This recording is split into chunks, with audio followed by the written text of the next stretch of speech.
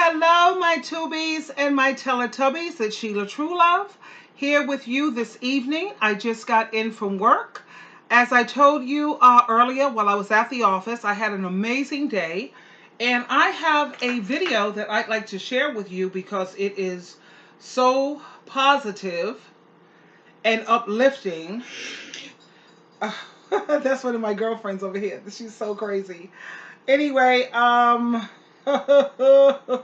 was having difficulty with the internet earlier, but I had to call Verizon. Don't act like don't start. Please don't start. Not again. I don't know what's going on with this internet lately. I don't know if, and I know my son is also experiencing difficulty, and a couple of my friends, with it constantly going in and out, loading. It takes forever to load, and I get so frustrated because when you spend your money and you pay your bills on time, which is what I do, you expect quality service. And it's so frustrating and it's provoking, but considering I'm working on my patients and I asked Jehovah to help me with my patients, I know I have to be tested. So this is the perfect way to test my patients, which I'm ready to do like my brother. My brother has a temper and a half. Things don't work out for him, like his cell phones. He will take those things and throw them halfway across the room, which I said, I don't see the point of that, really, because all you're going to have to do is buy it back. That's ridiculous. Just put it down for a minute and come back to it. Anyway, let me just work on this for a brief moment and I'll be right back with you. Hold on, please. Thanks. Thank you so much for your patience, my darlings. I am back here, and the name of this is on being a man or a woman of faith. And I have El Majesty here who is going to share so much wisdom with you. And after listening to him speaking, I was so impressed and so proud of him. He's my son, by the way. Yes. And he is so intelligent, and he is so wise. He speaks with so much wisdom, and everything that he's saying here, it's absolutely true. And considering it's so positive, I just wanted to share this with you, my Tubies and my Teletubbies. Anyway, without further ado, here we go. To be a man or a woman of faith. To be a man or a woman of faith means to reject anything that interferes with your relationship with God. And this is really difficult. This is so difficult to live your life as a Christian and to live according to God's righteous standards, because it means that you're going to have to let go of a lot of practices that you enjoy that may not necessarily be in alignment with God's purpose and His will. And being a man of faith or a woman of faith means that you're going to have to distance yourself from people and situations that dishonor God. I know in our generation now, we have a lot of people professing to have faith. We have a lot of people that are pretending that they have a strong, close relationship with God, but in actuality, they haven't met Him. They haven't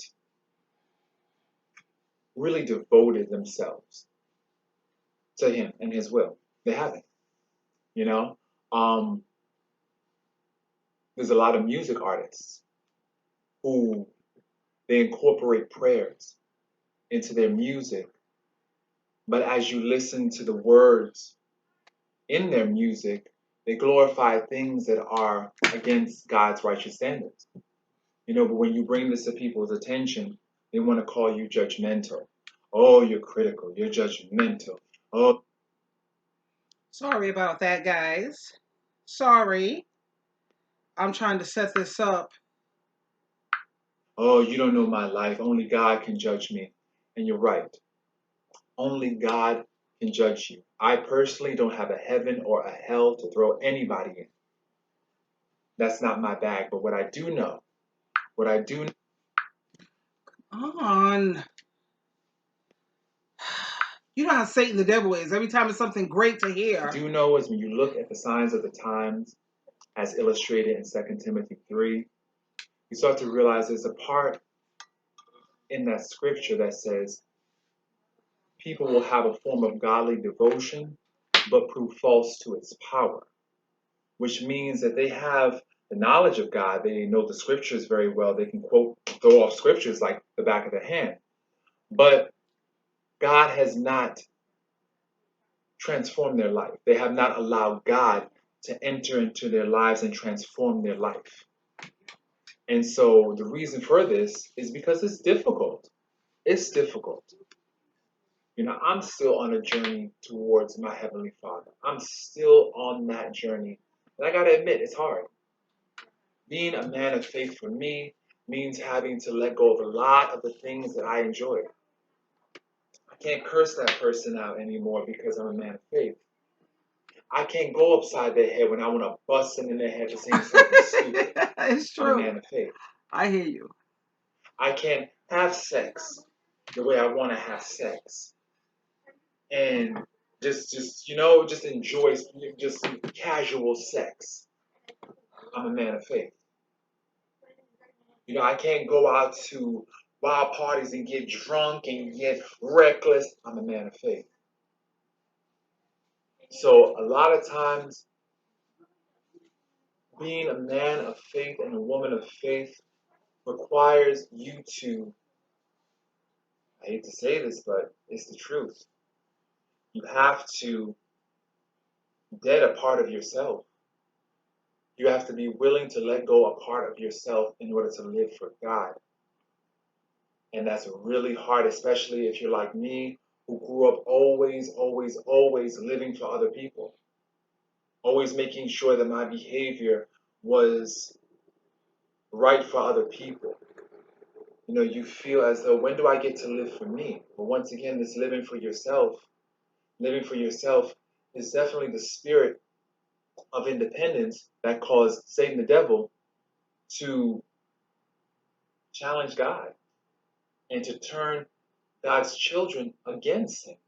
This spirit of independence, wanting to do my own will. And when we think about it, we have inherited sin. It's just genetic. Our first parents, they basically ate the tree of the knowledge of good and bad, and because of that, we all have inherited sin. So when we want to do what we want to do, oftentimes that feeling is influenced by our inherited sin. And it's unfortunate. It is unfortunate that we have this inherited sin. It's kind of like a child that's born with a defect. They didn't ask for this.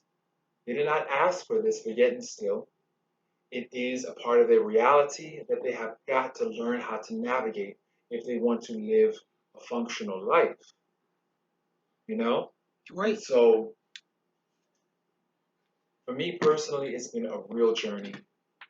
I'm not going to lie to you. I'm still on this journey trying to find my way back to God's will for me. But it's really difficult. It's hard being a Christian. It's hard being a man of faith. It means that you're going to have to say no to a lot of things that you want to do, a lot of things that bring you pleasure. I know the scriptures, they mention a lot about disowning yourself for the sake of God. Picking up your torture stick and following after Jesus. And that's one thing in the scriptures where they say God's commandments are not burdensome. I don't know if I agree with that, because it's hard. It's hard living your life as a Christian. But then you think about also, what's the alternative when I don't live according to God's standards? I'm living in the free clinic. I'm living in the hospital because of alcohol poisoning. I'm basically getting beat up, mistreated by partners who don't give a damn about me. I'm putting my health, my mental well-being, my sense of peace in jeopardy. So when you look at, living in God's rest versus living outside of his rest, his approval,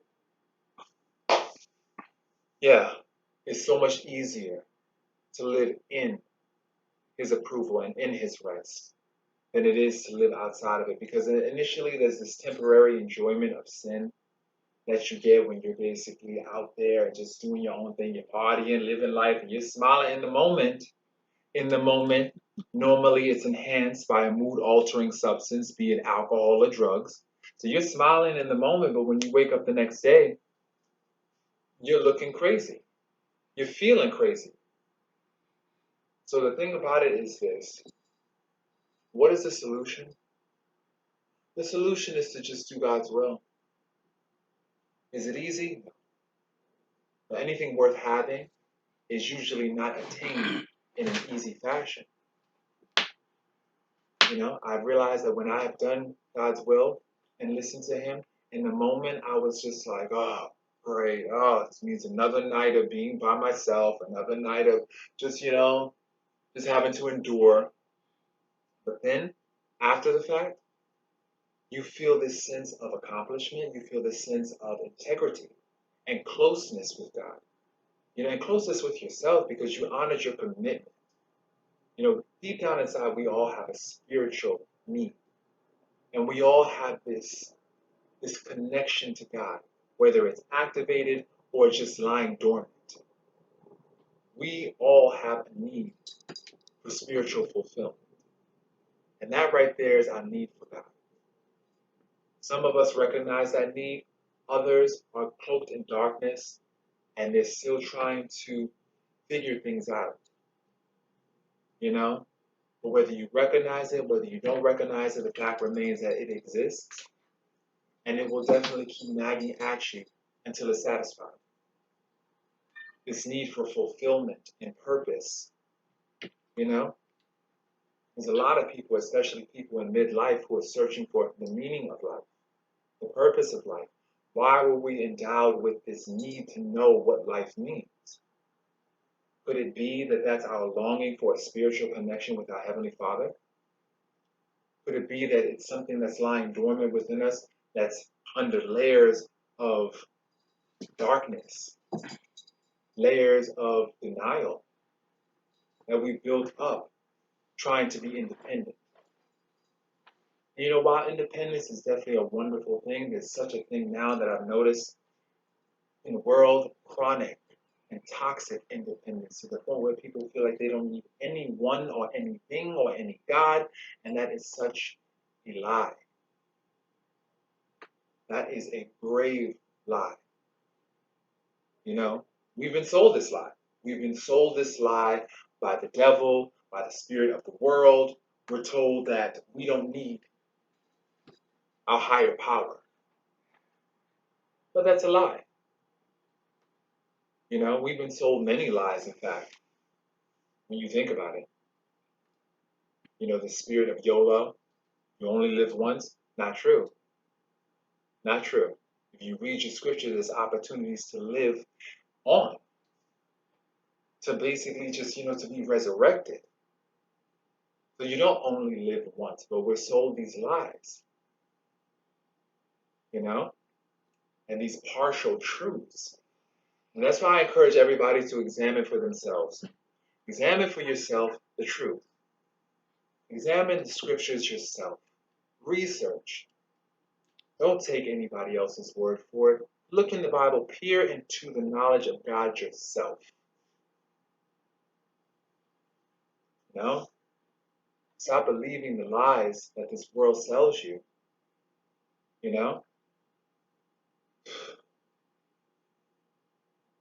I think about the lies that I have bought,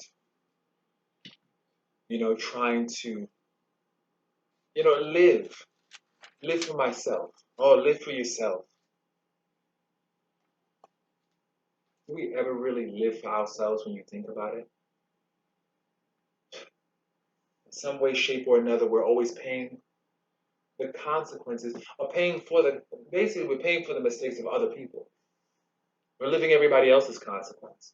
When you think about it in the grand scheme of things, when you think about this world and how we now have to suffer because of the actions or inactions of other people, are we really living for ourselves? Or do we have a duty and an obligation to one another to be good to one another so that way we can help prolong life? It's just a lot. It's a lot to think about. These thoughts have been just on my mind continuously, you know? So I just wanted to, I guess, put this out there for all those who are striving to be righteous individuals, for those men and women of faith who are striving out there. I hear you. You are not alone. You know, oftentimes you will feel like you are alone, especially when this world is just so good at giving in to their impulses. You know, you feel as though you're out here battling alone, but you're not. There are so many people like you who are striving every single day to wake up out of bed, who are struggling with tendencies and inclinations. You know, you're not alone. You're not alone. I just say this: you keep on putting on that spiritual armor, and you keep on waging war, and you will find that your life will definitely improve. You know, change is not a beautiful process, but it is nonetheless a process. And as long as you're putting one foot in front of the other, you know, and as long as you're making sure that your worship is pure, because there's also another myth that people in this world have subscribed to, that all roads lead to God. No, you know, just like there's a good and a bad way, and a right and a wrong way to love somebody, there's also a right and a wrong way to serve God. You know, there's such a thing as acceptable worship to God and unacceptable worship to God. And I think that it's definitely important that we just keep that in mind, you know, as we continue to journey on. So I hope this video was helpful, and I wish everybody a wonderful, wonderful day. Thank you. I love you. That's my amazing, magnificent son who I love so much. Like I said, he's a social worker and a counselor, and he's getting ready to get his other license so he can open up his own practice and his own business. And he is such a delight. You know, he has helped me through so much. And like they say, children are a blessing. In this instance, that definitely proves true. And I just wanted to share this with you because, like he said, for all the people who feel like they are alone, and for all the people who feel like they are battling alone to try to live right and trying to do right, it's not easy. It's not easy trying to live a Christian, you know, trying to live right in a do wrong world.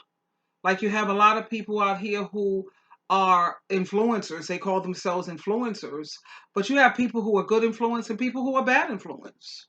You know, I know some of these celebrities who have like 1.2 million followers and subscribers, and they're around here shaking their behind and flapping their breasts and making it seem like women are good for nothing more than breasts, tits, ass, and blowjobs. You know what I'm saying? And there's so much more to women than that. So even though they are good, or they are influencers, as they call themselves, if you're not a role model and you're not a good influence, then what's the point? You know? Like I have my channel here, as you see, I have many different things on my channel because it's my current events channel. I like for you to stay current so you can see how people think and what people are thinking about. And I try to keep you current with everything on my channel. But anyway, I just wanted to, like I said, today was an amazing day for me. It was a really good day. I made some videos, as you saw, from my office. I shared that with you. And, you know, because you don't always want to share negativity or hardships. There's times when you want to share things that are going wonderful for you too. And I wanted to share with you my son. His channel is L Majesty. And he's awesome. He has so many videos that are uplifting, encouraging, and knowledgeable. I like to learn something new every day. That's why I always go on YouTube, and I always go on, it's called Bright Side. Bright Side, you'll learn something new every day. And then there's also another one that I go on, Top Think, and it teaches you something new every day. So as you see, my son is a very educated man, has his master's. He's going for his next degree. for something else. My daughter, who's also amazing, she is a registered nurse and she's doing very well. She has her own household that she's running, and she's got some journeys, her journey that she's going through too. We're all trying to do the best that we can. You know what I mean? And that's all that can be expected. Anyway, I'm tired. I'm hungry. What time is it? It's 7:20. I have got to eat before 8 o'clock, my darlings. I don't eat after 8. Get it? I already ate at 8. I do intermittent fasting. And then my next meal is at 1 o'clock the next day, which thank Jehovah and Jesus, I'm off for the next 4 days. I am so happy about that. Anyway, this is Sheila True Love, truly loving you. And until next time, good night.